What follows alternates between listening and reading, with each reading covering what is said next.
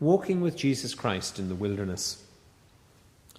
I imagine there's hardly an adult in the country who, if she or he then had a known mother who was accessible to her or to him, did not at some point shout or cry, "I want my mummy." We know well that the recent raw report on mother and baby homes raises comprehensive concern and societal shame, which must be accepted and addressed regarding mothers and children and mothers right across Ireland. But Ireland is a place of localities, and every locality, however small or however large, has its story of sadness and its cloud of complicity and its penumbra of shame. We can only stand silently, penitently, repentantly, with these children, now adults and their mothers, most of them now dead, on this day called Mothering Sunday. Year after year, card after card, it will have been a black day rather than a bright day for countless individual people, human beings like us, in Ireland and abroad, as they felt once again their exclusion, their rejection, and indeed their commodification in the face of state, church, society, locality, and family. For them it is the crude and the cruel reality of family and of humanity suspended. They bring us directly into the spider's web and the quagmire that is motherhood and childhood for many in Ireland. We ought not to delude ourselves that conditions and attitudes have changed totally beyond recognition. History moves us forward, admittedly, yet time after time we find in societies that the context and the means change, but that, to quote the old cliché, attitudes die hard. Now I choose both short gospel readings for today for our reflection, even though they are offered as alternatives. The first brings us back to that bright and glistening day, the Feast of the Presentation, with which the season of Christmas concludes. Jesus and Mary and Joseph come to the temple in Jerusalem to dedicate Jesus the child. He is hailed by the generation of age, who are also the generation of hope, because they become the generation of recognition. This is the Messiah. Past history and present actuality come together.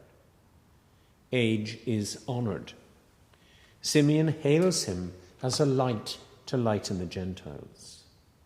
Hannah speaks of the child who has come and who will liberate Jerusalem. We remember them both today. We still remember them. These people are fearless and these people are generous. These people are prayerful and these people are prophetic. Life experience combines with life discernment to give them before their very eyes and in their very lifetime the glory of Christ in the form of an infant called Jesus. Happy are they, happy is he. Now, Simeon is no fool, nor is Simeon Hollywood, Bollywood, or Jollywood. Simeon has spent his life praying. He discerns with the discernment of the prayer. This child is destined for the falling and the rising of many in Israel, and to be a sign that will be opposed, so that the inner thoughts of many will be revealed. And then he turns to Mary and says, "And a sword will pierce your own soul too." Now this is not his curse. This is his blessing.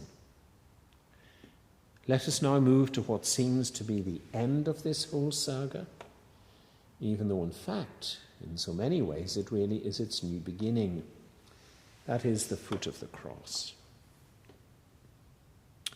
There are three Marys. Mary, the mother of Jesus, Mary, the wife of Clopas and Jesus' aunt, together with Mary Magdalene. The name Magdalene itself sends a shudder down the Irish spine today and tomorrow, as it did yesterday. That sword is now piercing the heart of Mary, as predicted by Simeon and St. Luke, as we, the readers, watch and pray with all of them.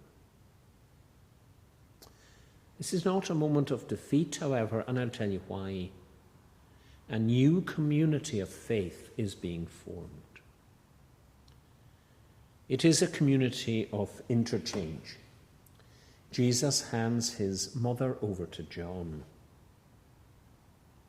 It is also a community of equals across the generations. In this way, it takes up the spirit and the letter of the presentation in the temple without the city wall, as Mrs. Alexander expressed it. As Mary and Joseph took to heart the words of the aged Simeon, so Mary and John take to heart the words of the now dying Jesus. Jesus was brought to the temple in Jerusalem. Jesus is now the temple of his body without the city wall. It is the same Jesus. And the connecting thread, I suggest to you, is vulnerability. And what does vulnerability offer? The pain of receptivity at the heart of degradation and humiliation, at the core of living death and dying life. St. John chapter 19, verse 25. Standing near the cross of Jesus were his mother and his mother's sister, Mary, the wife of Clopas, and Mary Magdalene.